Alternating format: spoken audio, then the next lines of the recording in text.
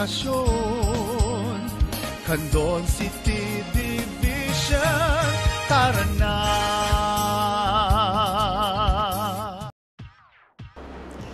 Magandang araw mga bata!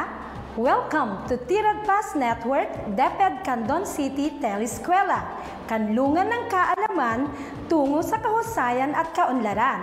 Tara na! Isang masayang pag-aaral ang hatid sa inyo mula sa kaban ng kaalaman at karunungan ng inyong guro. Ako po si Teacher Alona na makakasama ninyo sa pag-aaral.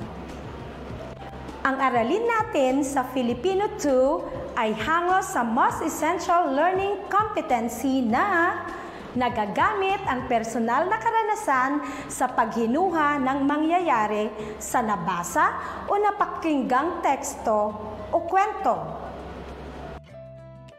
Sa araling ito, inaasahan ko na ikaw ay makapagbibigay ng hinuha sa mangyayari.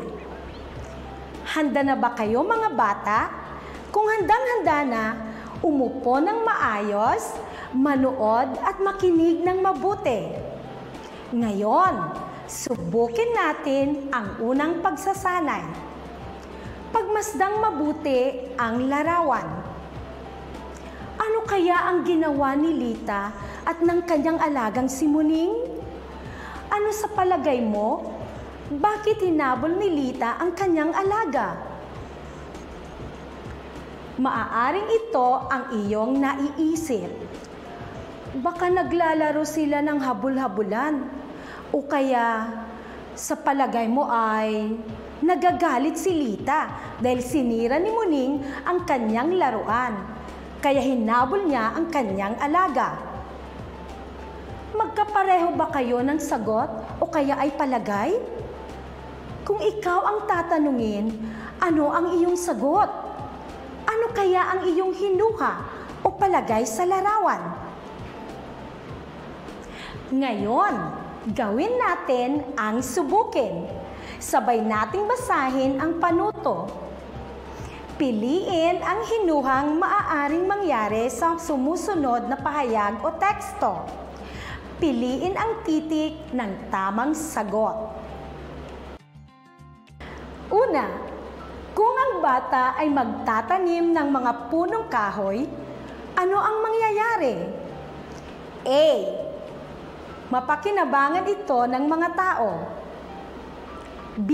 Magiging mainit at marumi ang paligid. C.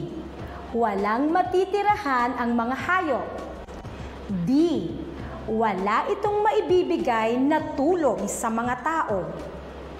Ang tamang sagot ay letrang A.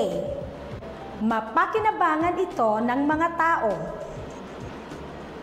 Pangalawa, kung pinutol ng mga tao ang punong itinanim ng bata, ano ang susunod na mangyayari? Letrang A. Magiging presko at malamig ang hangin. B. Hindi na ito mapakinabangan ng tao. C.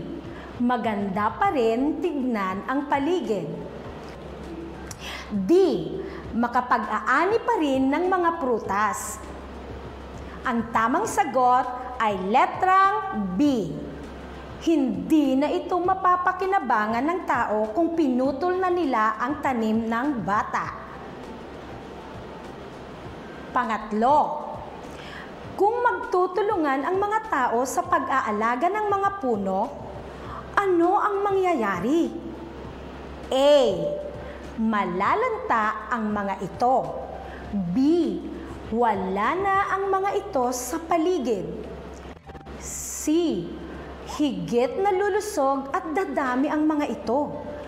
D. Walang makukuhang pagkain ang mga tao. Ang tamang sagot ay letrang C. Higit na lulusog at dadami ang mga ito. Sa susunod na gawain ay gagamit tayo ng mga larawan. Ibigay ang iyong hinuha o palagay sa mga sumusunod na larawan. Piliin ang titik ng tamang sagot. Una, base sa larawan na iyong nakikita, ano ang iyong hinuha o palagay? A. Ayaw niyang ngumiti. B. Ayaw niyang makilala. C. Ayaw niyang mahawaan ng sakit. D. Ayaw niyang makita ang kanyang ngipin. Ang tamang sagot ay letrang C. Ayaw niyang mahawaan ng sakit. Kaya mga bata, magsuot lagi ng face mask. Pangalawa, base sa larawan na iyong nakikita, ano ang iyong hinuha o palagay? A. Mainit.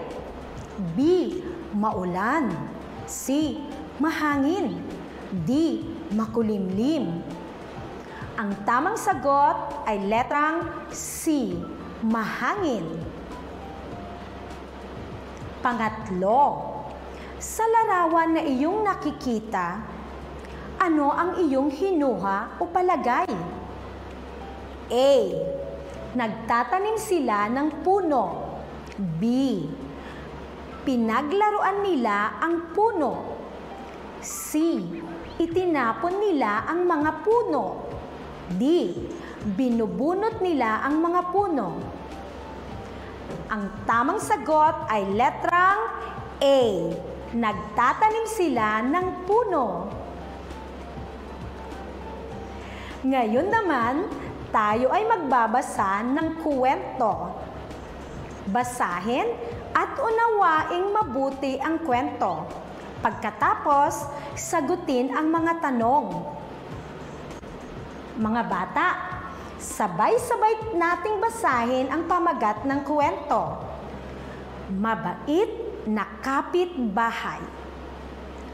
Malamig ang gabi, kaya mahimbing ang tulog ng mga tao. Biglang may malakas na putok at may sumigaw. Ano kaya ang nangyari? Naglabasan ang mga tao at nakita nila na nasusunog ang isang bahay. Dali-daling kumilos ang bawat isa. May tumawag ng bumbero at halos lahat ay nagtutulungan sa pagkuha ng tubig. Ito'y upang maisalba ang bahay. Unti-unting napatay ang apoy dahil sa pagtutulungan ng mga tao. Dumating ang bumbero upang tiyakin na ligtas na sa sunog ang bahay. Malaki ang bahay namin. Doon muna kayo titira pansamantala, sabi ni Mang Floro kay Mang Ambo. Kami naman ang bahala sa inyong pagkain habang inaayos pa ang mga kailangan ninyo, sabi naman ng mag-asawang De la Cruz. Bukas magpapatawag ako ng pulong upang planuhin ang pagsasaayos ng inyong bahay, sabi ng punong barangay. Luhaang nagpasalamat ang pamilya ni Mang Ambo. Mga bata, anong magandang katangian ang ipinamalas ng kapitbahay ni Mang Ambo? Ibigay ang inyong hinuha sa mga pangyayari batay sa kwentong inyong nabasa. Una, payapa ang panahon. Tahimik at mahimbing ang tulog ng mga tao. Ano ang iyong hinuha? A. Marahil wala nang tumira sa lugar. B. Marahil masama ang panahon. C. Marahil takot ang mga taong lumabas dahil sa aswang. D. Marahil hating gabi na at malamig ang panahon. Ang tamang sagot ay letrang D. Marahil hating gabi na at malamig ang panahon. Pangalawa, naglabasan ang mga tao sa kani-kanilang bahay at nagsigawan. Ano kaya ang meron? Ang pagpipilian ay A. May baha. B. May sunog. C. May bagyo. D. May parada. Ang tamang sagot ay letrang B. Mayroong sunog.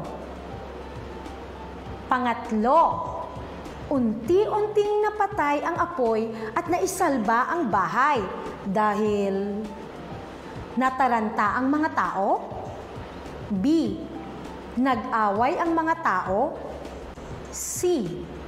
Dahil nagtulungan ang mga tao? D. Nag-agawan ang mga tao? Ang tamang sagot ay letrang C. Dahil nagtulungan ang mga tao.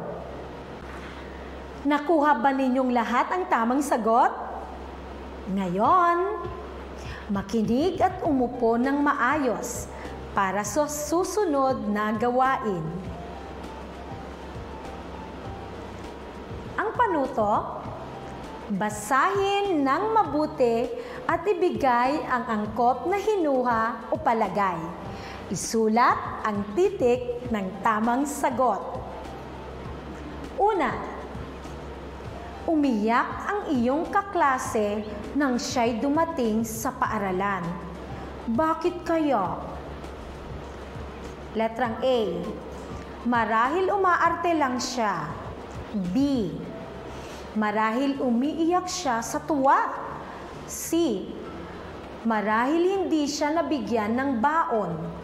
D, marahil napagalitan siya ng kapitbahay. Ang tamang sagot ay letrang C. Marahil hindi siya nabigyan ng baon. Ngunit mga bata, ayan, huwag umiyak kung walang baon ha. Maaaring nagkataon lamang na walang maibigay si nanay. Kaya dapat ay ugaliing magtipid at nang may mabaon sa susunod na araw. Pangalawa, masayang-masaya si Ramon na lumapit sa kanyang ina, bit-bit ang mga bulaklak, sabay halik sa mukha nito.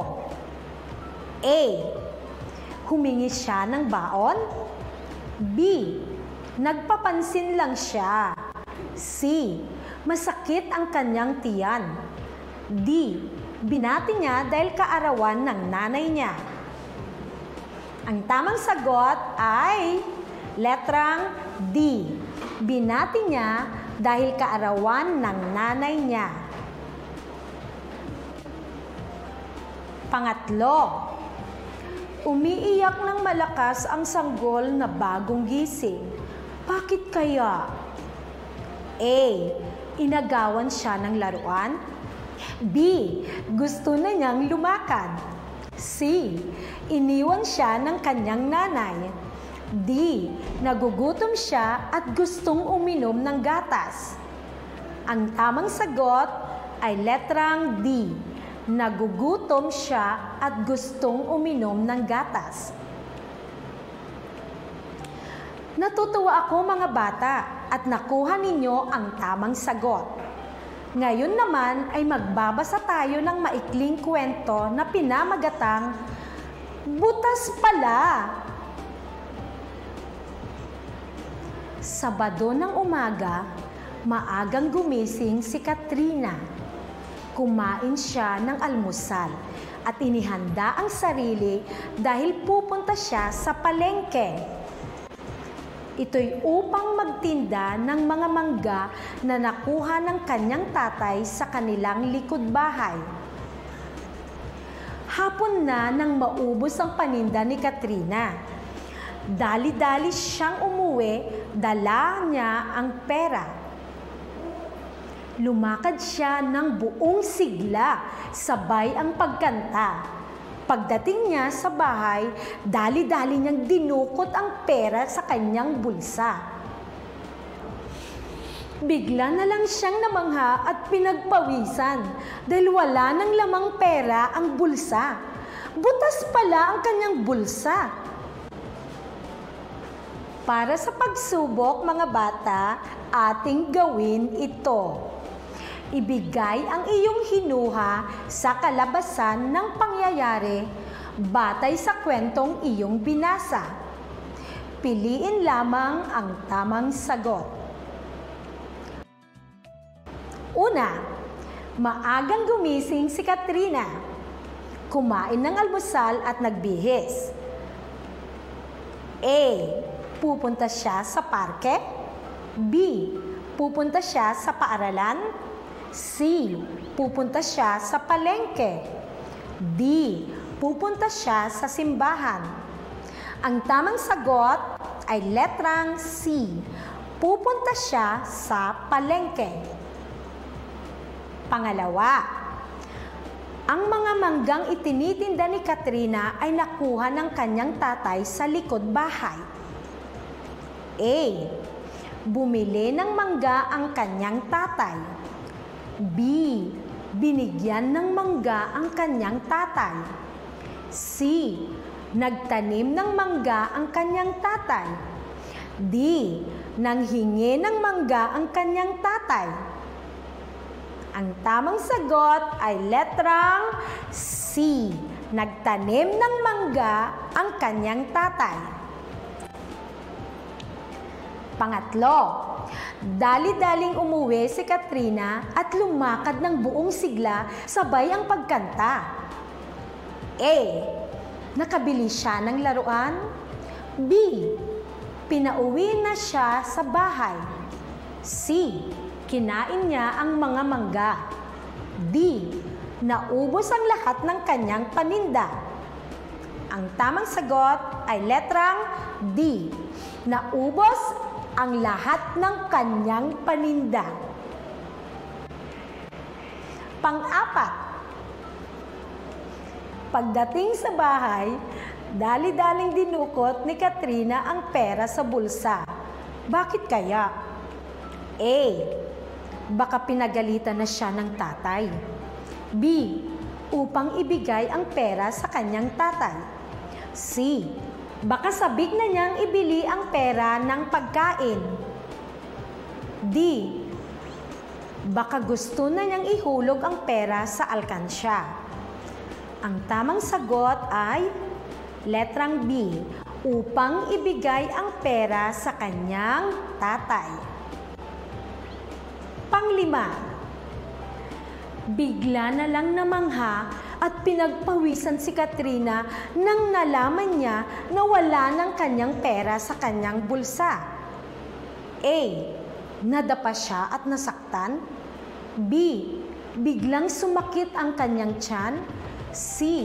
Bigla siyang pinagalitan ng kanyang tatay. D. Nanghihinayang siya sa perang nawala dahil sa butas niyang bulsa. Ang tamang sagot ay letrang D. Nanghihinayang siya sa perang nawala dahil sa butas niyang bulsa. Nakuha ba ninyong lahat ang tamang sagot, mga bata? Kung nakuha ninyong lahat, binabati ko kayo. Kung hindi naman, balikan ang ating aralin. Mga bata, ating tandaan na ang hinuha o palagay ay nagbibigay ng implikasyon o pahiwatig at ang hinuha o palagay ay halos nagbibigay ng kahulugan. Sa paghihinuha, epektibong maipapahayag kung gagamitin ang mga panandang siguro, marahil, baka, waring, tila, sa aking palagay, sa tingin ko, maaaring, at iba pa. Kaya mga bata, alerto kayo kung may mga salitang pananda na nabasa o nabanggit. Ngayon, maghanda na para sa huling pagsubok. Ibigay ang iyong hinuha sa kalabasan ng mga pangyayari sa mga sumusunod na pahayag o teksto. Isulat ang titik ng tamang sagot sa sagutang papel. Una, nakabihis si Tim ang pamilya Reyes. Malungkot at nag-iiyakan sila. Ano ang iyong palagay? A. May pista. B. May burol. C. May kasalan. D. May binyagan. Ang tamang sagot ay letrang B. May burol. Pangalawa, lahat ng mga tao ay masaya. Dumating ang babaeng nakasuot ng puti at may belo sa ulo. Anong meron? A. May parada. B. May kasalan. C. May paligsahan. D. May palatuntunan.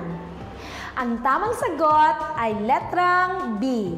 Mayroong kasalan. Pangatlo, tumunog ang kampana ng simbahan. Ang pamilya ni Aling Suling ay naglakad patungo sa simbahan. Ano ang iyong hinuha? A. Dadalo sila ng misa. B. Maliligo sila sa dagat. C. Papunta sila sa parke. D. Pupunta sila sa palengke. Ang tamang sagot ay letrang A.